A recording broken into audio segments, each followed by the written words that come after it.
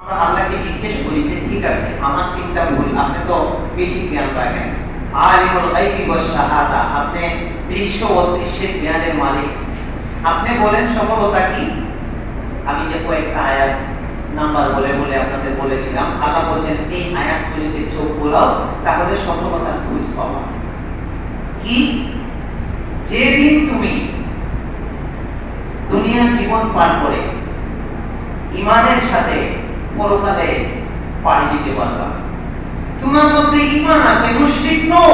যে মানুষ মুশরিক অবস্থায় মারা যায়, ফাকাদ হারামাল্লাহু আলাইহি জান্নাহ, তার জান্নাত হারাম।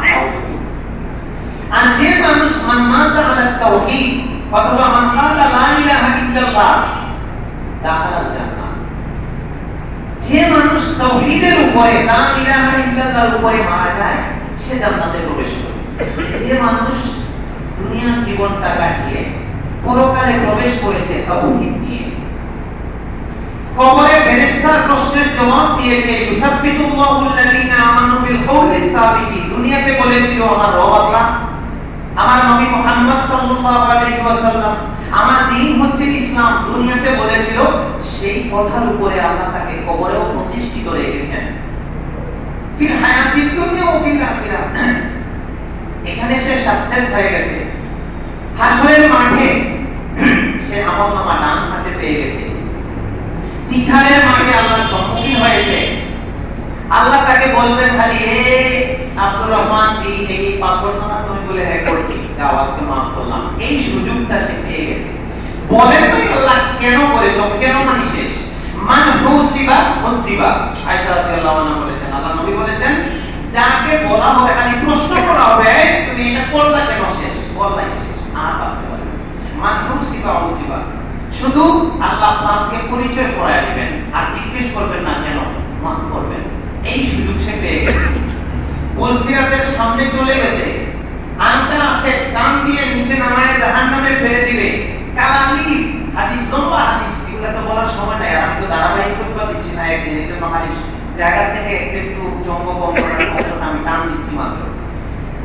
মানে সিরাতের মধ্যে কালালি থাকবে, হাদিসের মধ্যে আসে, বর্ষি দেখছেন না, বর্ষি, এই বর্ষির মধ্যে মাছ বা কিছু একটা দিয়ে ছেড়ে দিলেন, বড় মাছ একটা এটা ধরলো, টান দিলেন কি আন্দার মধ্যে বর্ষি শিকলের মধ্যে আর একটা মানে মাছ একটা গেল। এরকম পুলসিরাত ধারালো অন্ধকার, এটা আমলের গতিতে আমলের গতিতে মানুষ পার হবে। কেউ বিজলির গতিতে, কেউ ঘোড়ার দৌড়ের গতিতে, কেউ স্বাভাবিক দৌড়ের গতিতে, কেউ হাঁটার গতিতে, কেউ হামাগুড়ি দিয়ে। কিন্তু যার একবারে ঈমান আমল নাই, সে পাড়া দেওয়ার সাথে সাথে আমটায় নিচে ফেলে দেবে, নিচেই জাহান্নাম। ওয়াইম মিনকুম ইল্লা ওয়ারিদুহা কানা আলা রাব্বিকা হাতমান মাকদিয়া, তোমাদের প্রত্যেককেই জাহান্নামের উপরে সিরাত অতিক্রম করতে হবে, জাহান্নাম পার করে জান্নাতে যেতে হবে। কেউ এই বিধান পরিবর্তন করতে হবে না, পারবে না। হাতমান মাকদিয়া, এটা তাকে পার হতেই হবে। পার হয়ে গেল, এবার মানুষ জান্নাতে পাড়া দিয়েছে।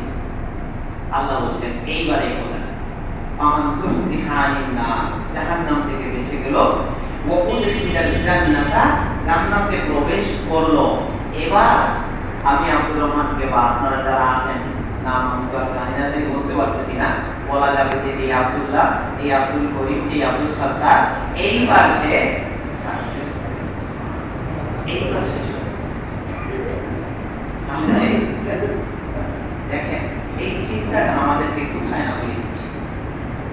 আমরা যে দুনিয়ার সামগ্রিক অর্জনকে সফলতা মনে করছি, এই চিন্তাটা আমাদেরকে কোথায় নামিয়ে দিচ্ছে?